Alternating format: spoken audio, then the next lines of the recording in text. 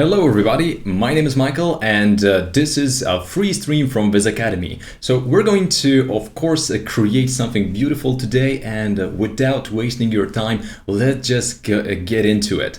So as I said, I'm going to be your tutor for today, and of course, let's see our screen. This is a scene that we're going to try to create, of course, not try, but do. And this is the end goal we're looking for.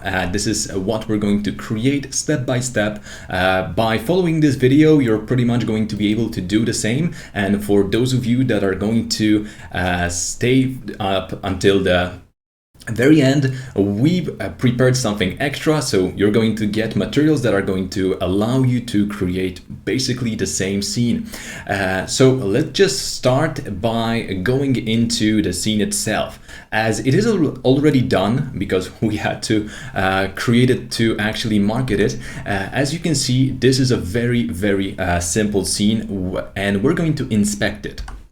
So, as you already know, we're going to create a lot of beautiful images with Vis Academy, and by signing up to our course, you're going to see how it is done step by step. Right now, we're going to rush it a little bit because, as you know, this is a live stream and I don't want to waste your time. So, guys, where are you from? Tell me, can you hear me? And if you're online, please give me thumbs up or hello. Of course, we're going to create a lot of videos like this starting from today. So next week we're also going to have a live stream, but more about it later. As you can see, stuff like this, scenes like this are really good to create because you can find a lot of nice shots like this one, or you can just pretty much do the full image itself. This is our video frame buffer, no trickery here, and that's what we're going to try to create today as well. So let's jump into 3ds Max itself. First, let me just shut this as soon as possible. Iran, Cyprus, wow, Mexico, this is awesome. Guys, I was really about to ask you where are you from, because recently we are being contacted from people from all around the world, from China, Cyprus, Kenya, and all around Europe. So that's really good. Denmark, and I enrolled in your interior exterior course. That's amazing. So I hope to see you in class, of course. Let's jump in to 3ds Max in our second window. First thing that we're going to do is use some kind of image as a reference. In this scene, I took the liberty to actually position my camera. This is a really easy step-by-step thing that I don't want to bore you with, because if I would, it would take us a little bit too much time, and that time would be wasted. So later on, I will help you to do the same by giving out those extras. Okay, so who's ready? And let's actually start. First step that we're going to do is position our camera. Since this is actually done, we're just going to start modeling as we go. Since we're using reference image, I'm going to be able to trace this quite fast. I assume that this lobby object is going to be 120 centimeters tall, and that's exactly how much I'm going to put in. The second step is to press Alt-X to make your object transparent, and we're going to quickly try to move it 10 centimeters up, so we're going to get this a nice cut at the bottom. So by clicking 3 times on your object, you're able to select polygons that are behind your view. So you can either you can actually select everything that is not facing you. That's a very neat trick that not many people know, but I hope that you will now remember it. Guys, let's try to hello. Let's try to do this as quick as possible. By extruding 10 centimeters, I'm able to pretty much put this on the ground, but since I knew that I don't have to be as precise, you can actually move it a little bit less or more. And now let's add this detail. So some of you also asked, are we going to go through the materials? Yes and no. So first of all, we're going to try to work with our materials to some extent, but I really don't want to waste your time with the nonsense that is just unnecessary. That's why we're going to quickly try to trace all the objects that we actually need to model, and of course we're going to try to do this as soon as possible. So guys, how did you hear about Vis Academy? So I'm going to give you a little bit introduction for those of you that just tuned in. So Vis Academy is an online school. As I briefly mentioned earlier, I'm Mike and I'm the main teacher for Vis Academy. Along with our tutors, we're conducting this beautiful course that is going to teach you how to use 3ds Max and Corona Renderer. Those are the best tools that we actually know, and we picked them to help you create the beautiful visuals that you can see on our Instagram. What is very important for you guys is to remember that we actually try to promote our students as well. You will be able to see only works of our students on our Instagram page. And that is mainly the reason why we actually have our Instagram page. You can pretty much see yourself the results of 5 or 7 weeks course, depending on what you choose. The first week is usually going to be basic modeling and a little bit of advanced modeling. That's pretty much what we're going to do today. Then we're going to start adding lines. That's also going to be covered. Materials, which we're going to briefly mention, and of course we're going to try to add as many details before we start rendering. In the week 6 we start working with exteriors, and in the week 7 you'll have 2 up to 7 scenes ready for render. Usually our students are able to create many images out of one scene, but you can pretty much count on 2 photorealistic scenes during the course if you don't have a lot of time to work with us. But usually our students have up to 4 scenes. Some of them actually surprise us and have 9 or 7. That's really a lot, and as you can see, there's a lot of photorealistic stuff that you can see in our on our Instagram and page. So as I said, we're going to continue modeling now. As I said, let's try to add as many details as we can as fast as possible. Guys, tell me, do you have any experience with 3ds Max? Because I hope that some of you are actually beginners and are going to be able to learn something. And if you are already quite advanced, why not just tell us about that, and also tell me if some of the techniques that I'm going to mention here are going to be useful to you. As I said, in 3ds Max, when we convert objects to editable poly, you don't have to be super precise. 3ds Max is very, very forgiving, and you can use this to your advantage. That's why I'm just going to quickly try to scale this object down in X and Y axis. So this is just going to allow me to create those bars, which are going to be used in just a second, because we need to add this small detail that I pretty much want to keep. Sometimes 3ds Max is going to play a little bit of tricks, so why not just go to other viewports? Always when modeling, keep your eye on other viewports, because sometimes it's going to be tricky, and 3ds Max can actually do some oopsies on your side. You want to avoid those. So let's try to add this detail, copy those 2 objects to element. By going a little bit further, I'm going to be able to add this as well. The LED light on the back is going to be added at the light part, but you know, it's not really necessary at this moment. So now our lobby is almost ready. Not quite. As I said, we're going to give out a little bit of extras in the end, and that's why I'm going to give you guys access to this floor plan, which is going to be pretty much easy to trace. Beginner level, familiar with SketchUp and Revit. Revit is a really good program, SketchUp as well. You're going to be able to translate those to 3ds Max in no time. 2 years using 3ds Max and Corona, that's amazing. So I guess you're going to be very advanced if you joined us. how to set a camera angle to match the image. That's actually one of the tools that you can find in utilities. That's perspective match, and by showing the vanishing lines, you're going to be able to do that. I'm not going to show you this at this moment because it would take us a little bit of time. So let's not go into detail that we don't have to. And as you can see, we have this very important object, but that's going to be connected to our roof. So before I actually go and model roof, I'm going to quickly trace this inside. So let's just go for it and create walls. When working with interior and exterior visualizations, you need to know and pretty much remember that it's not super important to be as precise as some people try to tell you that you need to be.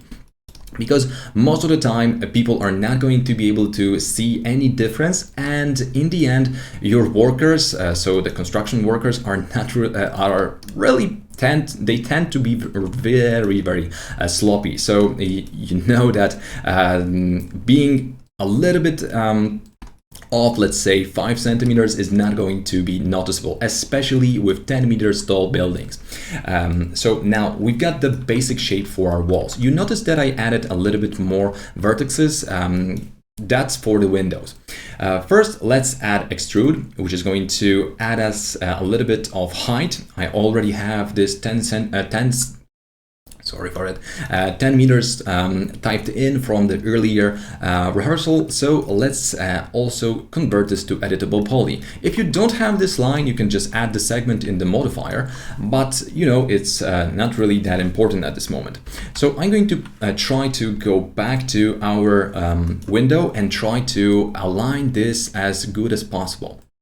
So now I'm going to try to trace it to this line out here. So we're going to have it almost the same way as we had before. So you know what, I'm actually going to put it a little bit higher. Okay, so this looks good, and now our walls are almost ready. All we need to do is do the openings for the windows. Some of you guys asked what kind of lighting we're going to use. Of course, we're going to use HDRI or Corona Sky, depending on what we actually prefer. So I'm going to ask you this question. By using extrude, I was able to have those two caps on the bottom and on the top.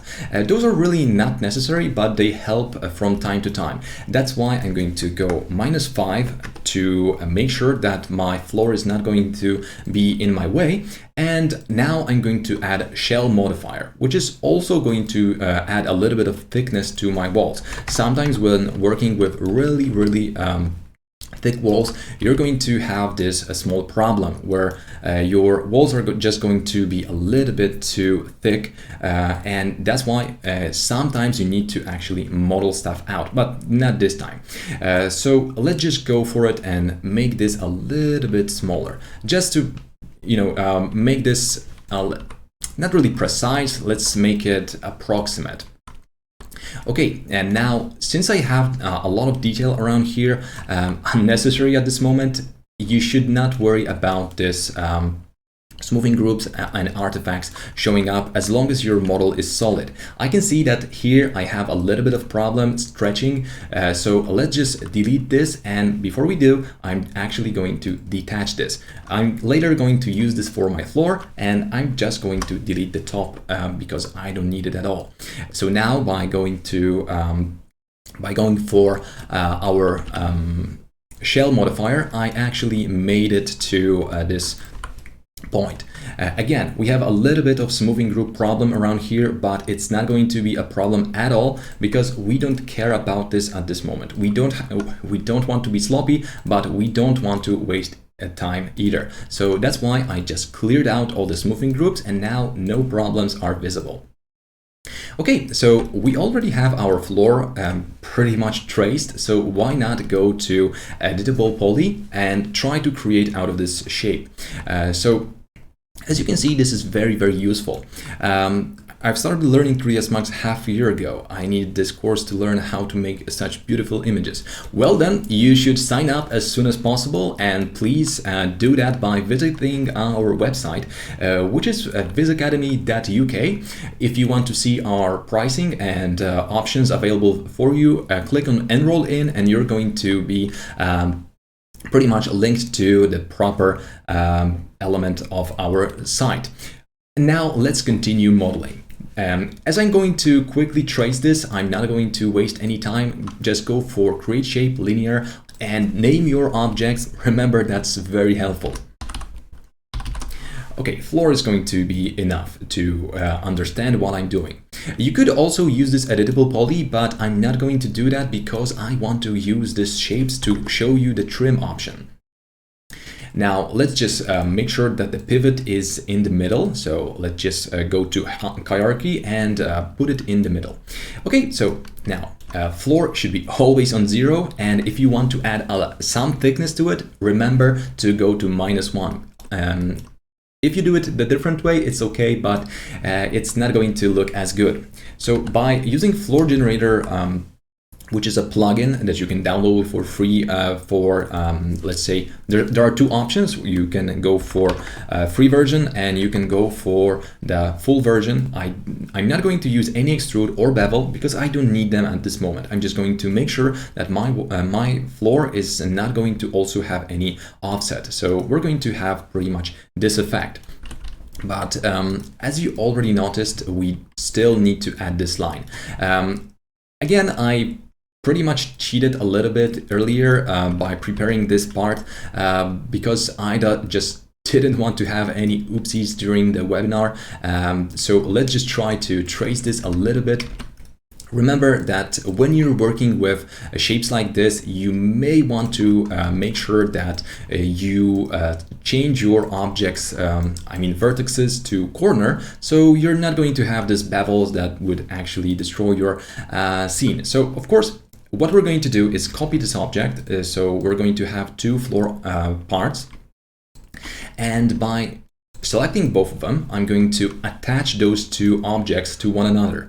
So let's go for editable spline and go for 3 and attach this part. So here it is.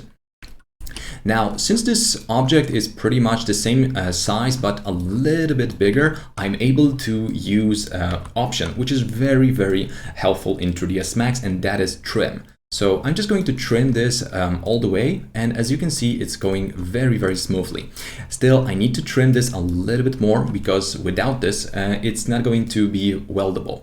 And let's just try it out. So it doesn't weld and it doesn't trim, so let's just move it one to one.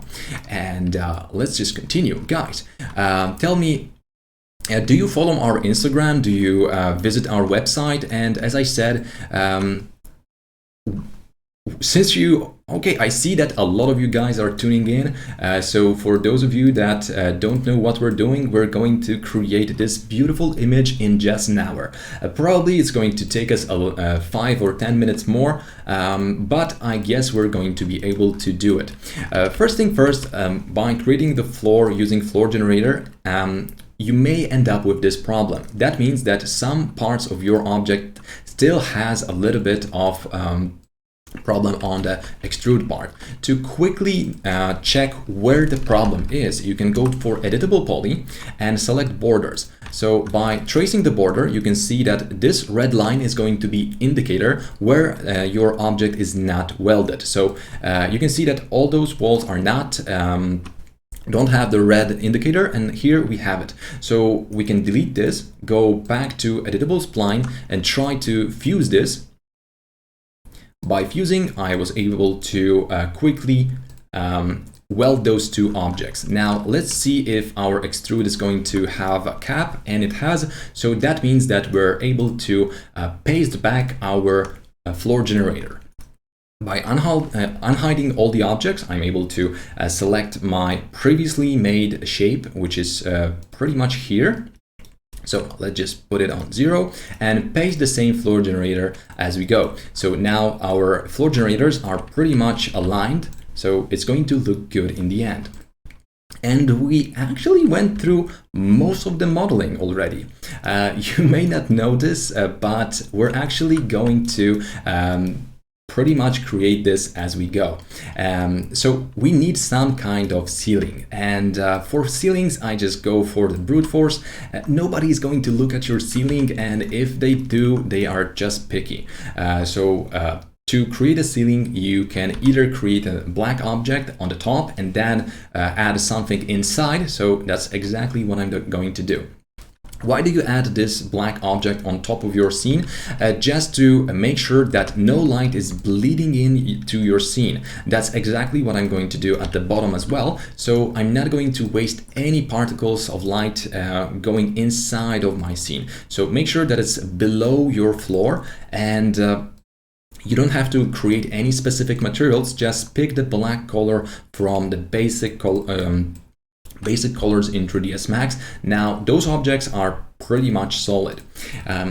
I know that all of you are actually waiting on this object here and how to create it. This is going to be very easy, and that's why we're waiting for it to the very end. At this point, you can start working on your windows or start adding more detail. Before we actually start working on any kind of object that is going to resemble those lines, I'm just going to select this spline which I created earlier.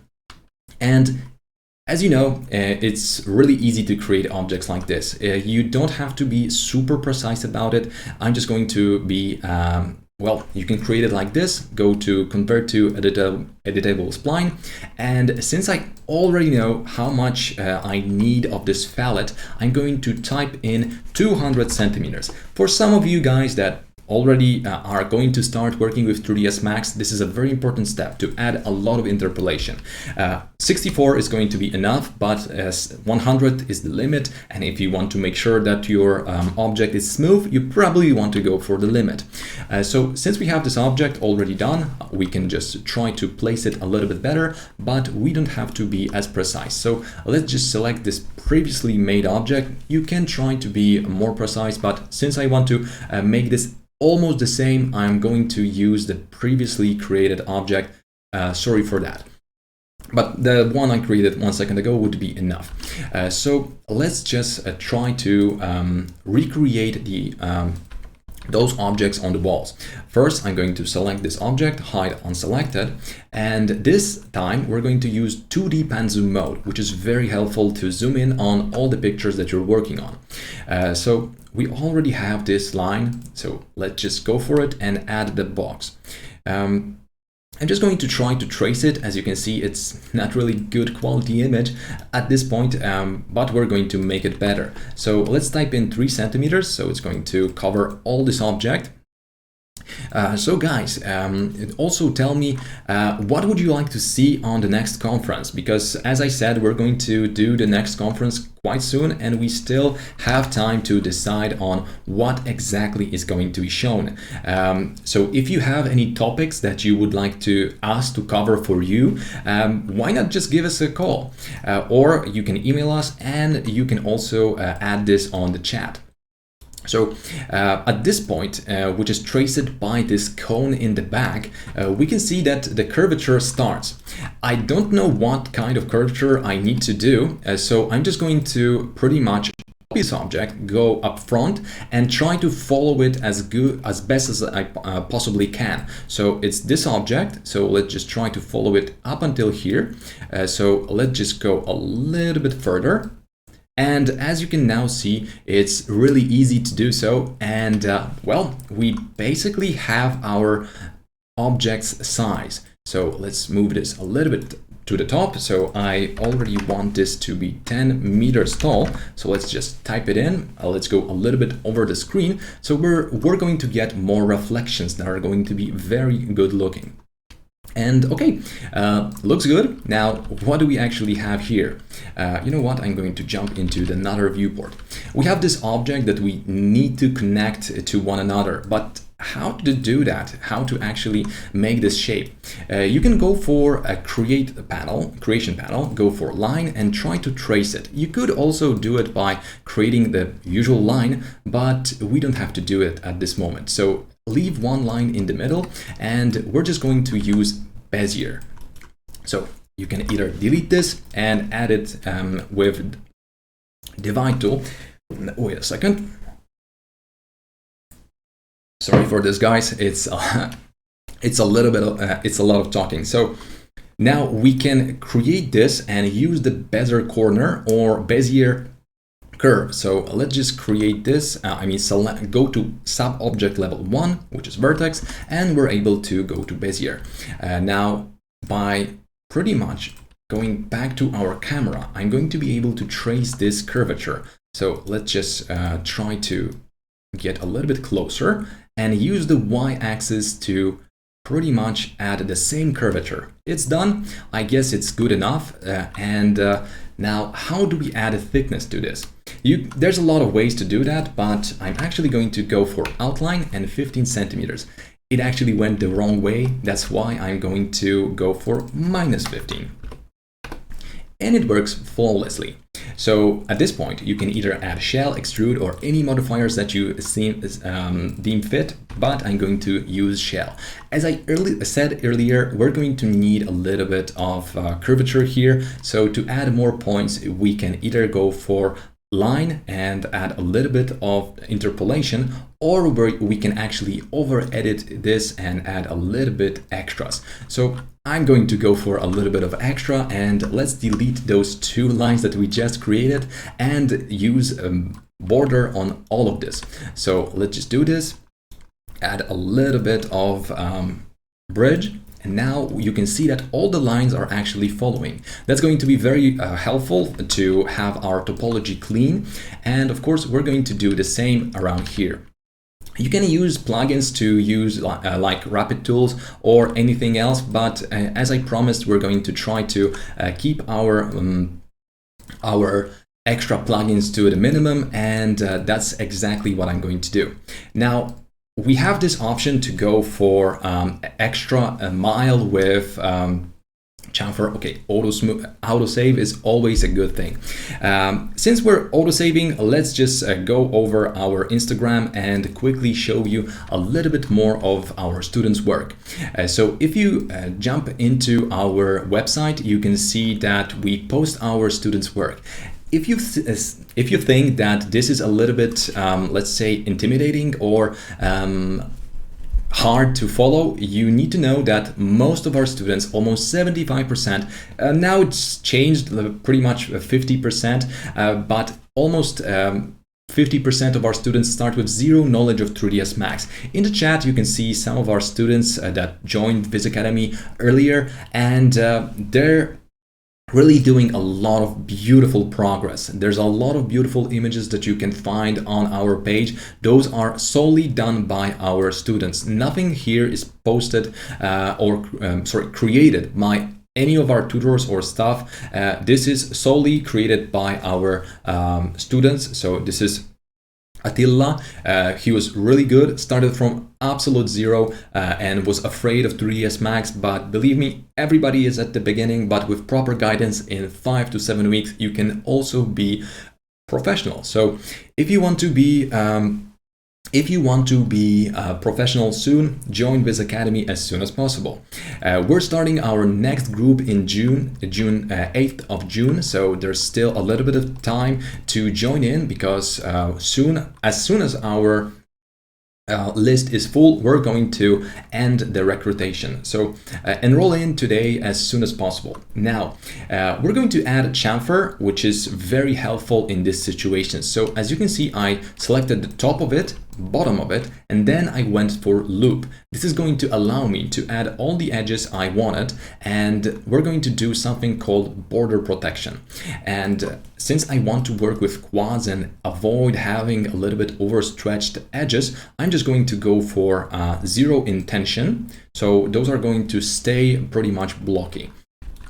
Now, Swift Loop to add a little bit of loops, and it's going to be, well, it's a very useful tool that you can find in the ribbon, but more about it during our course. Now, I'm not going to go inside of the tools. You can also use Slice or Connect, if you will.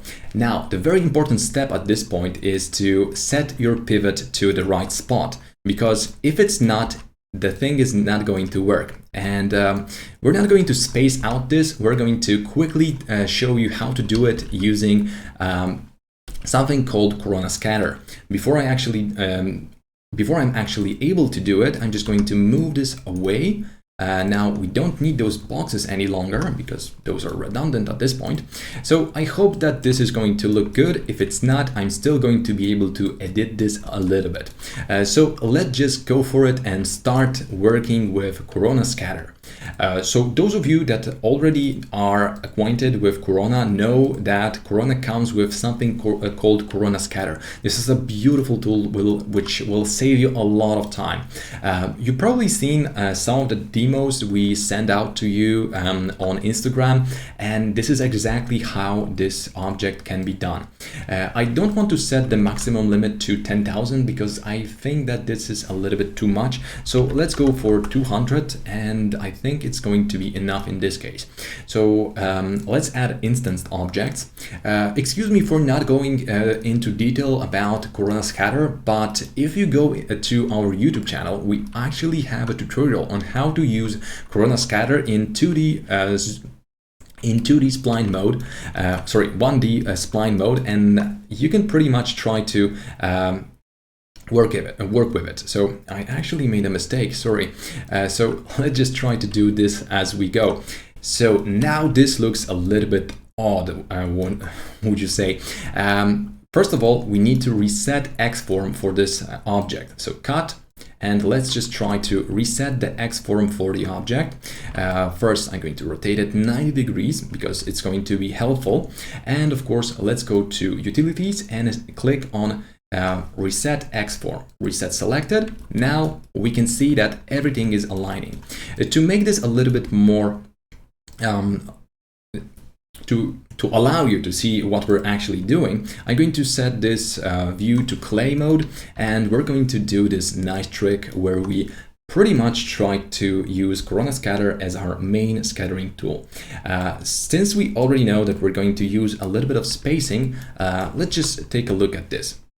First, we have no objects yet, so now preview type, let's change it to something more suitable. I use SketchUp plus V-Ray and Scatter and Lauberg plugins for vegetation. A good thing about Lauberg is that you can change the trees depending on season. Can you do this in Corona Scatter? Yes, you can do this, but you need to do this from your material level, but it's not really a problem at all. Okay, so we have a little bit of problem with our shape right now. That's due to the fact that, well, this is upside down. Or we can pretty much try to rotate this object and count that it's going to help. No, it's not going to. So what we need to do is try to first set the proper spacing so it's going to actually look as it should. So let's go to the very bottom and let's just add a little bit of spacing up until we cover all this object. Okay, this doesn't look good. So let's now rotate it in the Z value. So let's rotate it and rotate it some more. Now we pretty much created what we needed.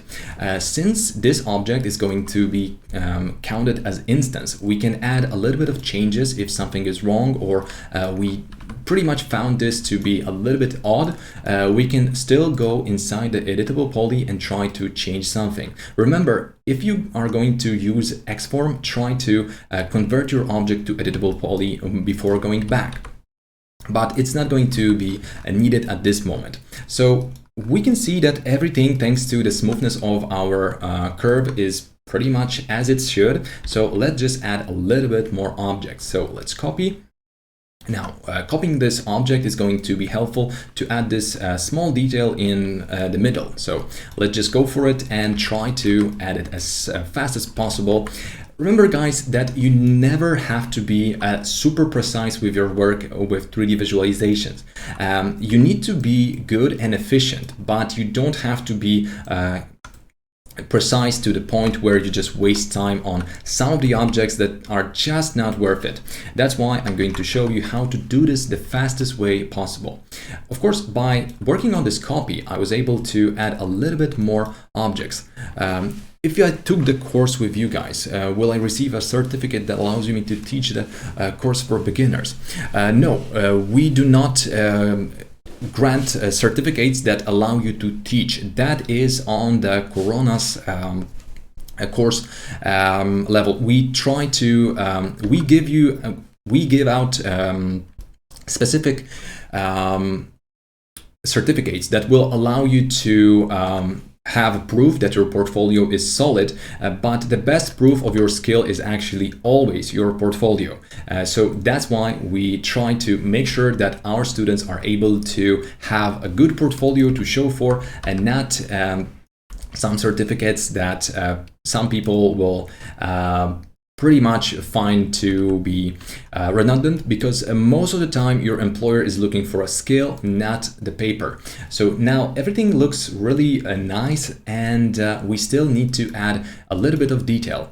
As you can see, I actually have a little bit of problem, because I want to add a bit of those objects that are on top. So those of you that are just tuning in, we're trying to create this object, I mean this lobby. And will you use Photoshop on this scene? Yes, and it's literally going to take us 15 seconds. Hi, what do you do in post-production during the course? We try to avoid post-production as much as possible, mostly because it's just redundant at this point. The rendering engines are so advanced that you can pretty much skip this part. So now let's try to add those objects. Since some of the parts of our scene are not really ready yet, we can try to either convert this to editable poly. Oh, sorry, not this scene. So we can try to convert this into objects in our scene that are going to be useful in many ways, or we can just convert this to geometry, which is going to be very helpful.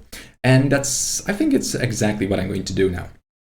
So let's add a little bit more spacing, 13. Oh yeah, it's working. So now we have this object placed here, and let's try to work with this on its own. So now it's going to be a little bit weird, because I'm just going to click on create shape from the max geometry. I'm going to turn off this scatter for a second. And now we can see that all of those objects are no longer scattered. Thanks to the scatter on the back, at the back, we can still go back to this object at any time, but I'm just going to move those objects to the top. You don't have to over edit them, because we're just going to make sure that we have some kind of slope around here, so it's going to look nice. It's just how this hotel looks like, and we still have this left over. First of all, it looks bad, so we need to cut it. But cutting it the usual way is going to take us a little bit of time, so let's just use trim as we did before. It's going to be very fast and easy to do so. So let's just jump into editable spline. Let me just save the scene before something bad happens. Remember, 3ds Max has this tendency to crash from time to time. Always save your scenes and make sure that you have auto-saved save on, especially when working with 3ds Max on very important projects. So this time I'm going to simply create a line which is going to end up somewhere around here. I only made sure that 3 of my objects are elevated. So let's try to go for trim and click here.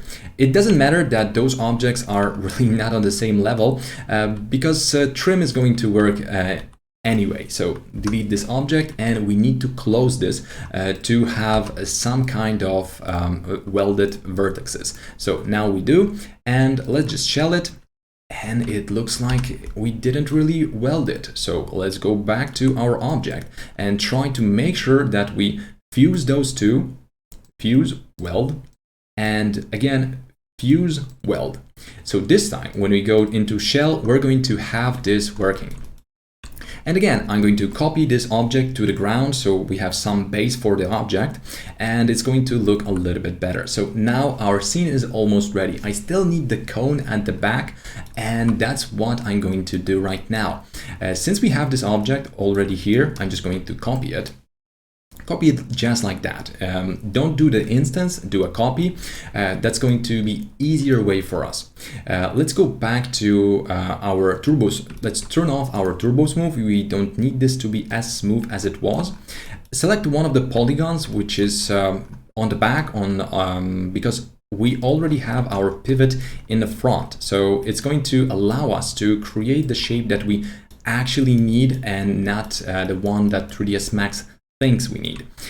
So the pivot is going to stay the same way, and now we can click on create shape from selection, again linear because it's easier to control, and we no longer need this copy.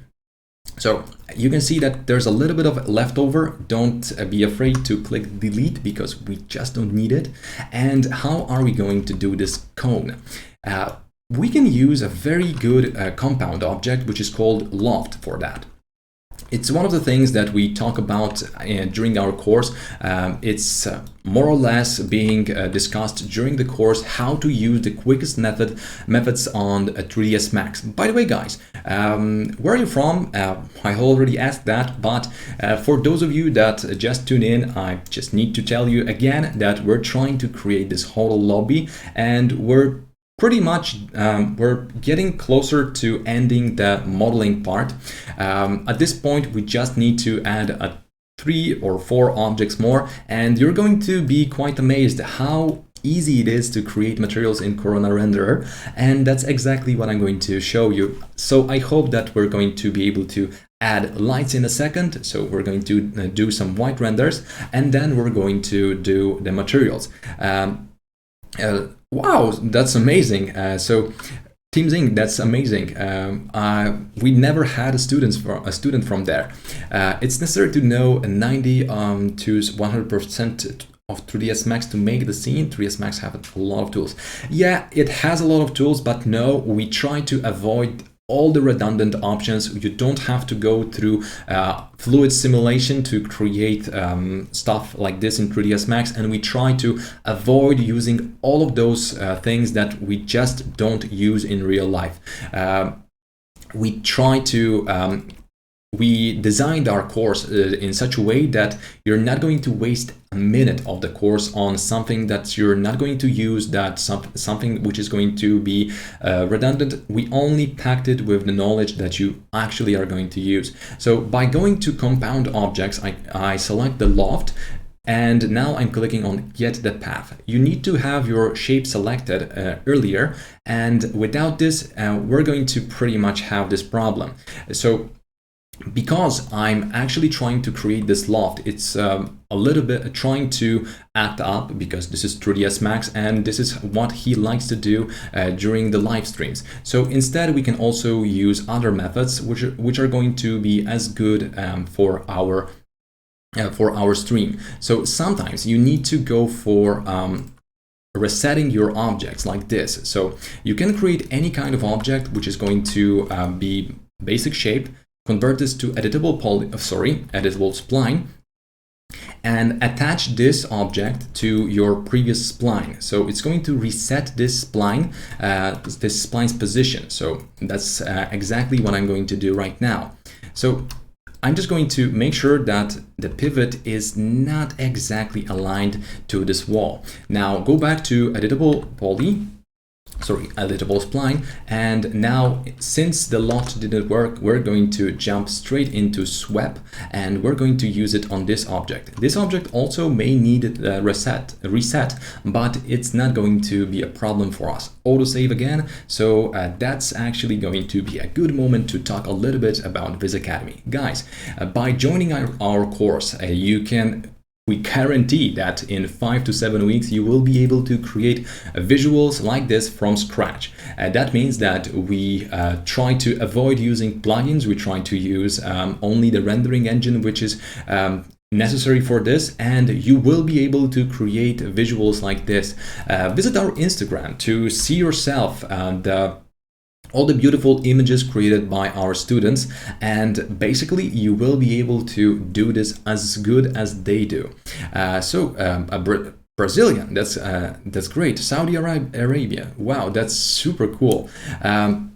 By the way, you can ask questions in our chat because I see that we have a little bit of our former students in the chat room. So if you have any questions to if you have any questions for our stuff, and you want to know a little bit more about our course from our students, you can just ask questions right now. So guys, let's continue, and this time I'm going to actually use swept modifier. Swept and use custom shape. So pick, and this is going to be enough. Of course, as always, we need to rotate this shape. So why not mirror it as I did right now? And we're going to try to put it up. This object is a little bit too big. That's why I'm going to convert this to editable poly and cut the bottom of it. We don't need all of it, but we need most of it. So let's just unhide all. And now, as you can see, this object is positioned a little bit wrong. I didn't want it to be in front. I want it to be in the back. So what you can do at this moment is add a modifier called push. And we're just going to push this outside, let's say 15 centimeters. And let's just now convert this to back to editable poly. I don't like this at this point, so I'm just going to cut parts of it because we don't need to cover all of this object. So let's just delete this and stretch it out. So this is going to be very helpful for our reflections. Remember, we're doing visuals, so you can actually cheat a little bit. Now, you may want to add turbo smooth to make sure that your object is going to be smooth. Now, the windows. Okay, windows are actually going to be a little bit tricky because I prepared them as easy as possible. Those are going to be plane and a box. Why plane and a box? Because those are really primitive objects, and why not just do yourself a favor and not go inside 3ds Max options that are just redundant. So let's place it somewhere around here. No need for any precision. And now we're just going to add 2 boxes which are going to cover this whole wall. And now, why do I add windows like this? I mean, I actually made this full plane between those walls because 3ds Max Corona renderer is a really smart engine, and it's going to allow you to ignore some of the redundant elements. So if your glass is going to go inside your wall, it's not going to be a problem at all. In other render engines, like let's say, for instance, V-Ray, this would be a really critical error, and at this moment your scene would probably not render at all. But luckily, Corona is not really that stupid, and you can do it as I did. If you want to be a little bit more precise, you can just split it, no biggie. So there's a little bit of detail in the back that is not really that important, so I'm just going to improvise and add a floor generator in here. And let's do 120 by 120, convert to editable poly. And let's not go into the details about this. So I'm just going to inset this just a little bit. And this is a really redundant detail that I just want to have for reflections. So let's just extrude it inward. This is basically how you do it. Why we actually try to do it as fast as possible? Because this is a live stream, and you'd never, in 3D work, you never ever model anything that you don't need for your scene. Nobody's going to say thank you for modeling stuff that you don't really need, and nobody's going to be grateful for modeling something that they didn't see. So don't waste your time on it, and just do yourself a favor and just try to avoid adding redundant objects to your scene. Now, we will add a little bit more objects later on, but I guess this is the right moment to add something called Corona Material Override. You can find it in your render settings. So render settings F10 in 3ds Max itself, from Polish edition of VizAcademy or brother. You look alike. No, we're not brothers, but our company has its origin in Poland. That's why the thing is a little bit similar. So Unfortunately, we're not brothers. Do you use Corona material library? The materials are good for or prefer to make your own? Both. If I have a ready material, I just use it because you can trust those guys from Corona Renderer. They know what they're doing and they do it well. That's why if you have an option to use Corona Renderer libraries, just do it, go for it. But before you do, test it out on a separate scene, understand how they work, because they have a little bit different workflow that most of the people don't have, and you will have to understand how these materials were made. That's why I tend to avoid this, especially when teaching our students. So we do teach the most used method in the industry to make sure that your knowledge is translatable to other rendering engines, and of course that you can actually use this. So guys, tell me, which rendering engine do you use the most in your work?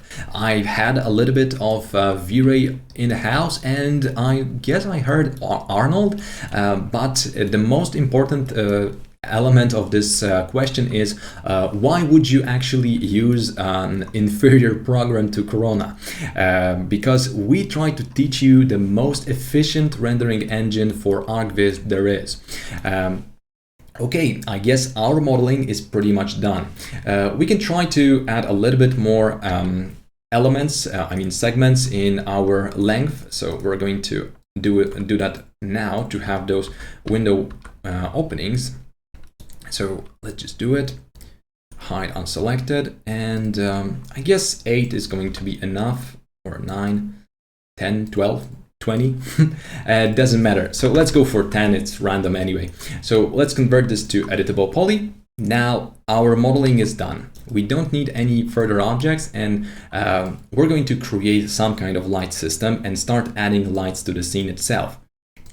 As I said, we're going to decide on which kind of lighting option we're going to use. Previously, I started working with Corona Light, so this time I'm going to actually use Corona HDRI. Some of you asked if we use some kind of libraries. We do. And we actually prepared this hotel library because going back and forth with materials that I already know how to create is going to be redundant. So I'm just going to use all the maps that we used earlier and show you how this is done. So to make this traceable and easy to follow for you guys, I'm actually using HDRI from HDRI Heaven, which you can visit at any time. And if you do, maybe you want to become the Patreon of that guy, because he actually adds a lot of beautiful HDRI images. So the settings are really simple. Now, we're going to visit this and start checking out what we actually are dealing with. This hotel windows, because I want them to have a little bit of this bloom inside, are actually not windows. Those are milky lamps, let's say. So the material itself is just Corona material without any hassle. It's reflection set to 1. Now all the other options are set to default. The only trick here is to set your translucency to 0.5, so a lot of light is going to bleed in, and we're going to have this nice bloom effect on our window. Here it's a little bit of trick. I'm going to show you how it works in a second, but first I need to make sure that my view is actually rendering. So we don't have any light in here and it's actually looking bad. So let's just add our material to the window object. So let's just select it. You actually probably noticed that I forgot to add any frames to this window, and at this moment I'm not going to. Why? Because we're going to use the trick I told you about. But first, let's make sure that we have this object excluded out of our list, so our light is going to look good. So let's just wait for it to re-render. Actually, why is it not rendering at this point? So let me just check if the HDRI is still in the spot, and it is. So okay, the light is here, and let's hide the window for a second because it actually looks weird. So am I rendering the wrong window? No, I'm not. So as I said, we're going to use very, very easy methods that are going to be easy traceable. So first of all, I'm going to add a little bit of exposure and a little bit of highlight compression.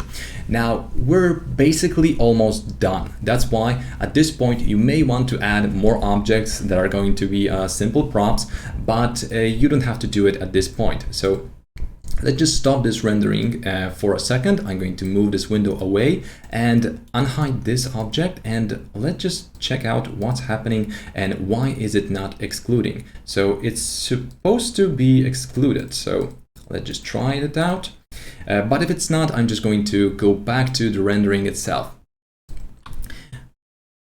V-Ray is bad. Yeah, I hate it.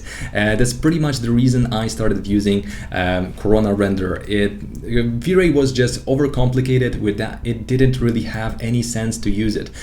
So now let's add this material to our window. That was the reason why it didn't shine. And we're almost done, as I said. Now, the scene itself looks a little bit yellowy. That's because our HDRI is a little bit saturated. We're going to try to fix this in a moment. This is a very nice trick that you can use most of the time. So let's just go for it and add Corona color correct, and let's add it in. So input, and just put it back inside of our single map. Guys, for those of you that just tuned in, I know I said this many times, please visit our VizAcademy website. That's VizAcademy.uk. You can see yourself how our course is being carried out, and we can now desaturate our HDRI a little bit, so we're going to get a little bit better view on what's happening here. Again, let's try to make sure that our HDRI is almost fully desaturated, but leave some space for it. So what's the trick? The trick is Corona wire. By plugging it in translucency color and making this mesh really easy, I'm able to control this window and add those frames that you really need in your windows by pretty much going for translucency fraction, as I did right now. So as you can see, this is going to add our frames, which are going to be covered by the bloom of the light, and we just don't need to care that much about it. You can control the thickness of your frames just like this, and this is pretty much going to allow you a lot of flexibility. Now, I overdid this a little bit, so let's just go back a teeny bit. So I guess 2 centimeters is going to be enough instead of 50. Do you create all the furniture in these renders? No, you never do that. I mean, you can do it, you should if you don't have, but we teach you how to do almost all the models that you can imagine. But basically, we try to use ready models if you can, because even if you are skilled and you know how to do it, it's still going to take you 1, 2, up to 5 hours to do a really good model of a sofa or bed, and you don't want to waste time on it, because on 3D Sky you may find this model maybe or similar, and basically just put it in and use it because it's basically going to be done on professional level, and why not just take advantage of that? So we're going to need a lot more lights in our scene, because right now you can see that, well, the scene is lacking a lot. So Control Shift A to select almost all the objects in your scene that are the same. So Control A, and we're going to try to select only these objects that really require the material that I'm going to add right now. So that is going to be the gold material. You already know that we're not going to cover all of those steps because I'm just going to show you how basic it is to create objects like this. So we've got this material, Hotel Gold. All the materials that you see right now are going to be accessible by our students. So I'm going to give the full explanation on how this was made to those people that will attend our course. Now we can again try to deselect this exclude this from our selection, and you can see that now the gold is here. But those objects are pretty much perfect. So I did a little bit of trickery. You're going to see this trick in many of our videos, but mostly during the webinars. So now you can see that this object is almost perfectly straight, and you don't want to have it.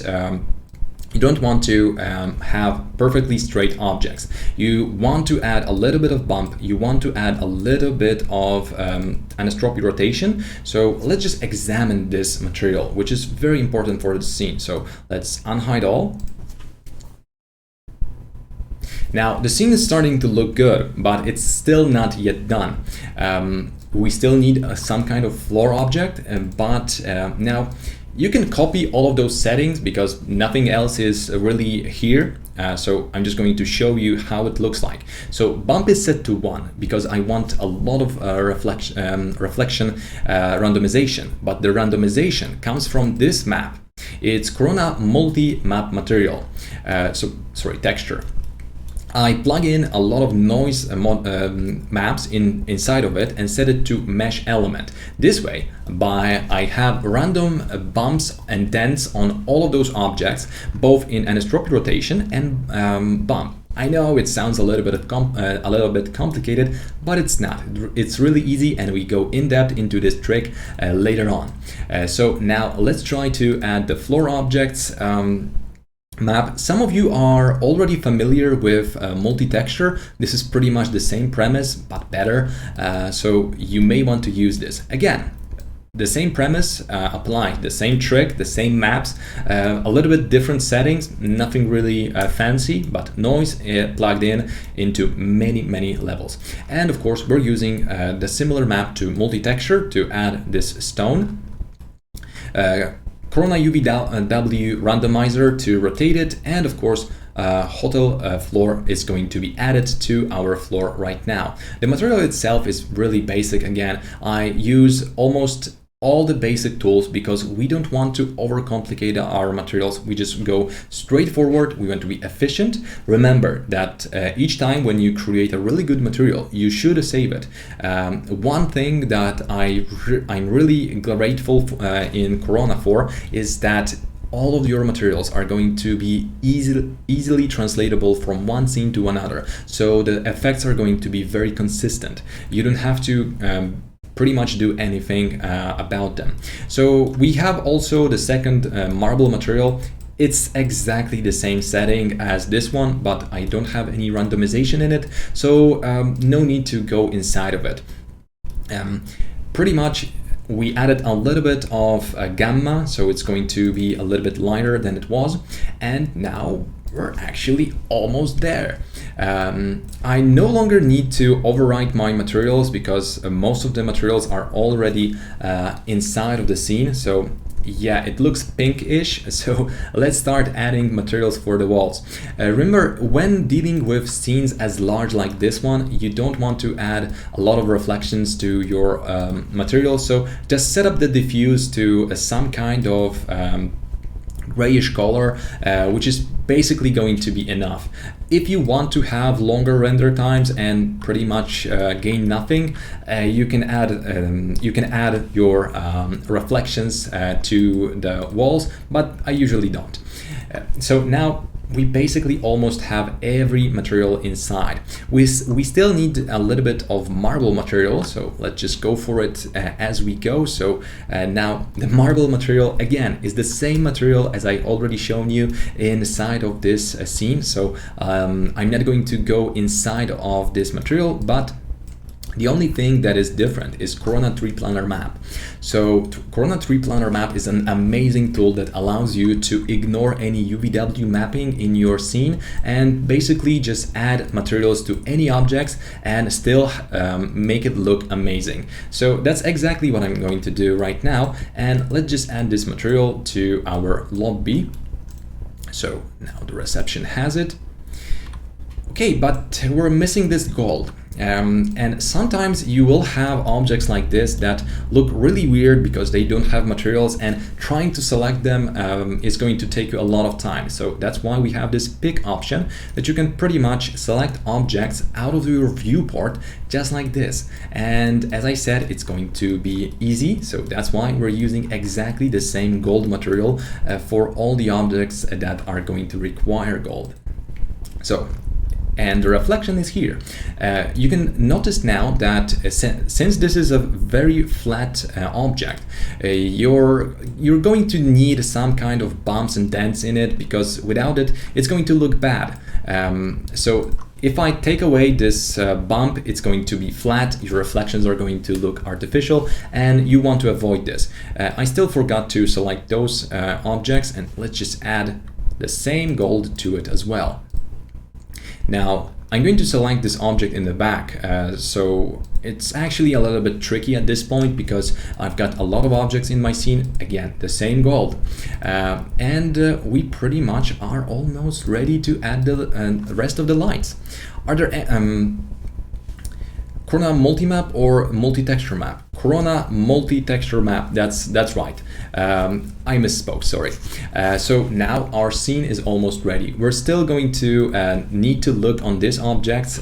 So we're actually trying to create this, and we cannot just do it with one light source because hotels like this have many lights. Allow me to quickly import a little bit of objects inside of the scene. So we're just going to go for the props, which are really ready objects that we don't need to go in detail about because those are downloaded objects. Wait a second, while we have save. So our next group starts on 8th of January, and you're really welcome to join it at any time. Now, this is starting to look good. I still want to have a little bit different randomization on those objects. So this is a power of your multi-map material.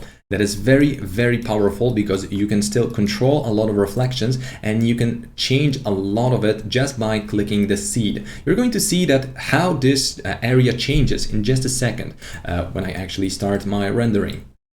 So if you don't like some of the reflections, you can change them, change those in just a second. And this is exactly how I do it. You see that each time when I click it, I have a little bit different output, and that's amazing because it's going to make your scenes look super realistic. Now I'm going to lock my render to one of the cameras, and soon we're going to add the final light, and we're going to jump into the most important parts of this rendering course. So first of all, it's going to be easy to create this object, so let's just add something here. Again, I'm not going to go inside of the into detail about this object. I think that we now need to copy those objects I mentioned earlier. So allow me to just import them in. So let's just import, merge those files, and let's just find them on my drive, and it's not going to take a lot of time. So since I use this import merge, I can now go for just adding it as I go. So you can pick what objects you want to add. Since I have this set already, I'm just going to add them in. That's only the chair, this small coffee table, and really nothing else. So I think that's not really cheating. So let's just wait for it to get inside of our scene. And meanwhile, when it is actually loading, let's start and talk a little bit about Vis Academy.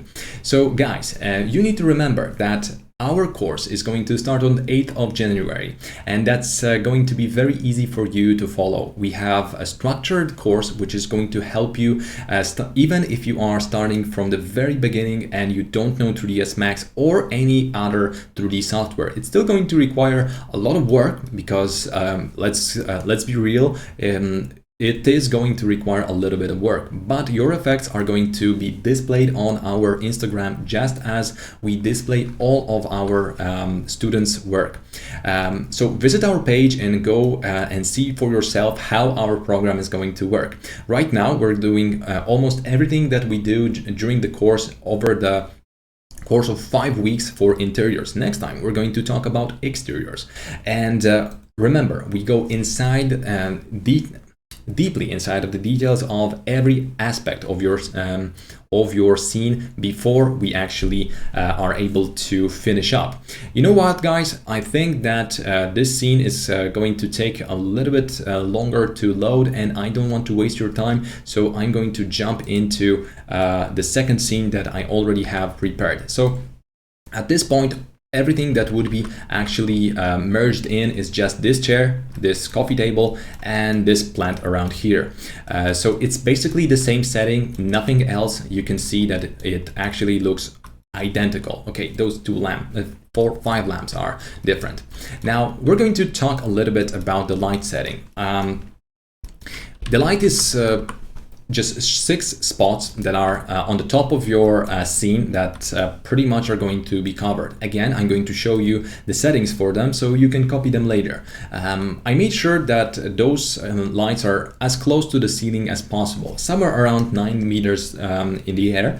And now those 6 spots are really not that important to position correctly, but what is important is this extra light. Remember that we're trying to copy photography, and usually it's going to be very easy for you to do so by using the proper methods. And let's just start our interactive render in the second scene so you can see for yourself that it actually looks almost identical. Now, the only difference that we have is that we have a little bit less light and we have a little bit of reflection that comes from the lights that I mentioned. So I turned this light off because I needed to make sure that you'll see how important it is to add some kind of fake light to control your reflections. And now let's just turn it on. Oh, sorry for this, Control Z to go back to the selection, and let's just turn it on, and you can see this is just one light, one spotlight without any tricks.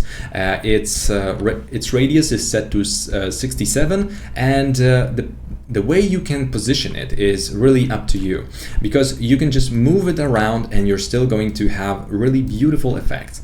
And now let's just go outside this view and jump inside any others. So as I said, this scene is going to be super easy and super straightforward. We don't need to add any nonsense in it, and you pretty much are almost ready to see the important parts. So the important part is to go and create some kind of light mix. Light mix is very, very helpful. Sorry for jumping from one scene to another. I wanted to avoid this, but it didn't work. Or did it? Okay, it's actually loaded. So we could go back, but it's just adding the lights. So let's save a little bit of time. And now we have those lights, right? But Corona Renderer has this amazing option, which is called Corona Light Mix. And let's just visit this option in our viewport. So first of all, let's go for it.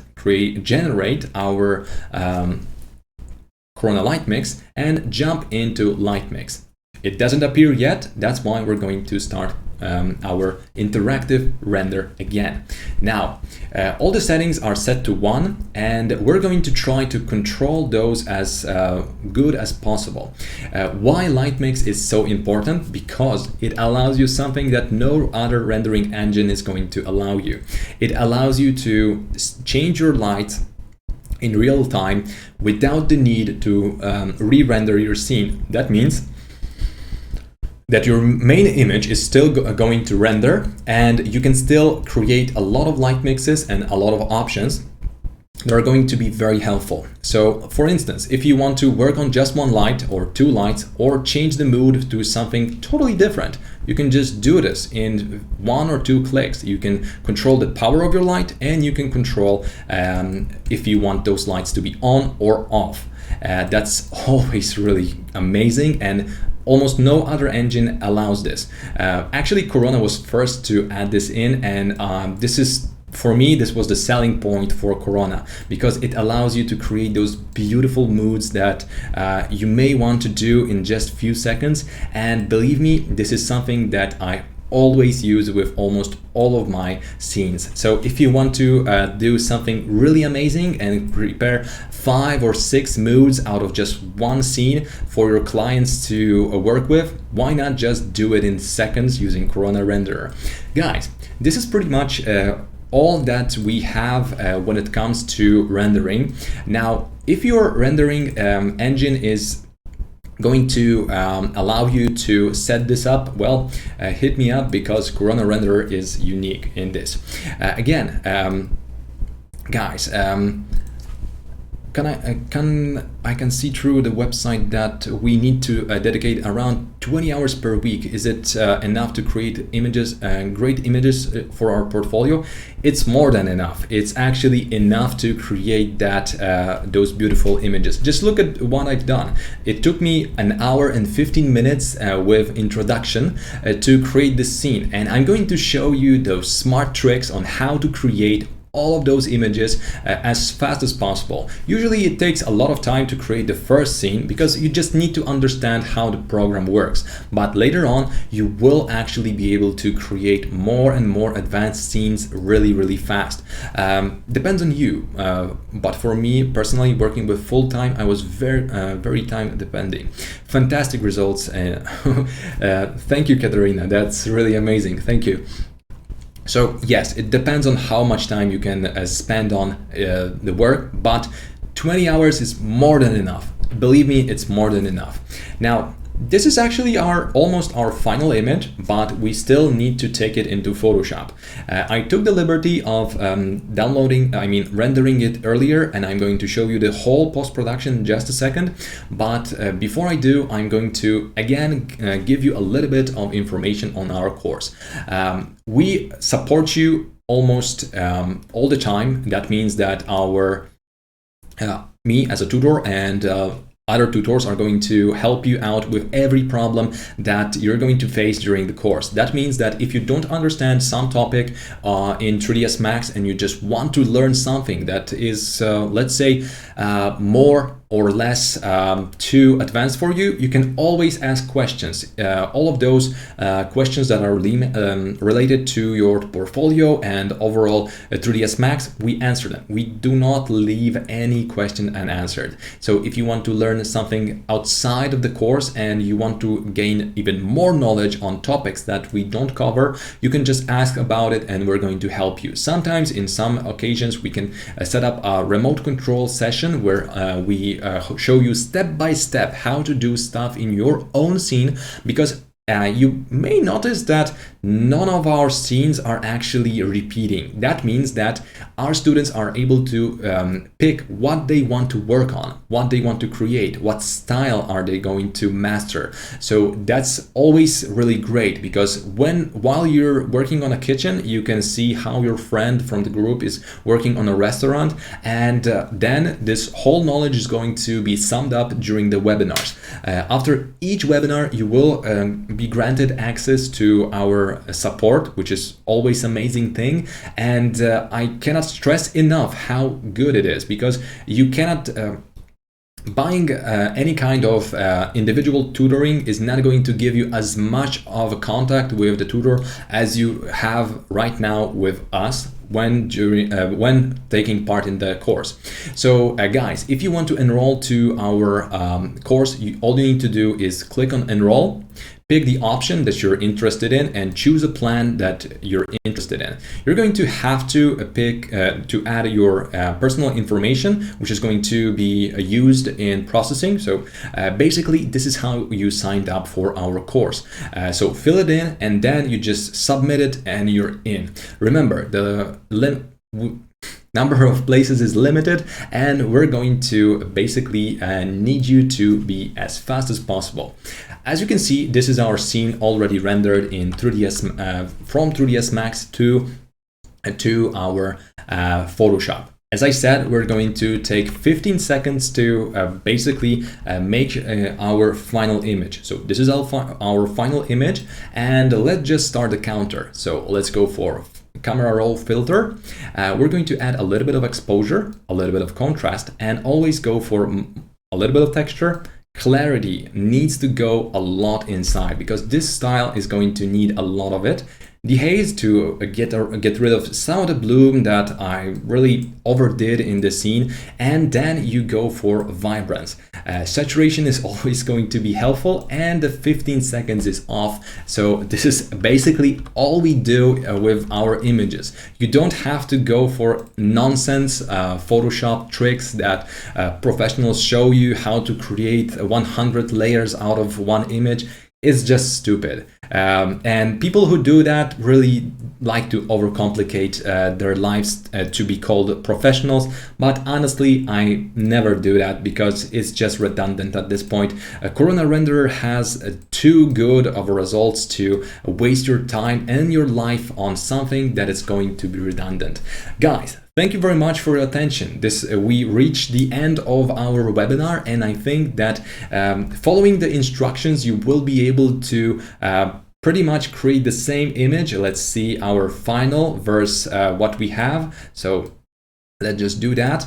And yeah, a little bit of here and there, touches here and there, but I guess we actually have a little bit more vibrant image in here. So as you can see, this is something that is going to be the most important. Again, if you want to join our course, remember to go to VizAcademy.uk and see for yourself. All of the testimonials of our students can be found on Facebook, can be found on our website. We pretty much are able to teach anybody rendering from scratch, and that is a guaranteed thing. So guys, visit our website visacademy.uk and check out our training, an online program that is very convenient for you, no time wasted for commutes, and you have access to unlimited support. Tutors. That's not really the same thing, because those are the people that are going to help you out with your work are professionals with combined 30 or basically almost 40 years of experience. So I myself started working with 3ds Max almost 14 years ago, and believe me, I know how to do 3D rendering, and I'm going to share all my knowledge with you, and not really hiding anything that is necessary to create those beautiful renders. Remember guys, choose the option that you're interested in, and then fill in the enrollment. For those of you that are going to enroll and take part in our course, you can request to get access to this very scene, which is pretty much going to be archived and sent to you as it is, to pretty much render it out and see each material, each element of the scene, to inspect it on your own, and you're also going to gain this file.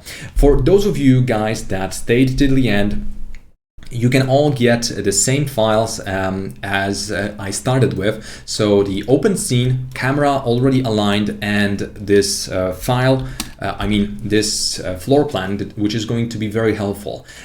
You can start working on your own scene in your own home and do something similar to what I did. Also, if you email us in, let's say, now, you're going to get the same HDRI file link, so you're going to be able to do the same scene on your own from your side. Guys, thank you very much for your attention. This concludes this video, and see you in another webinar.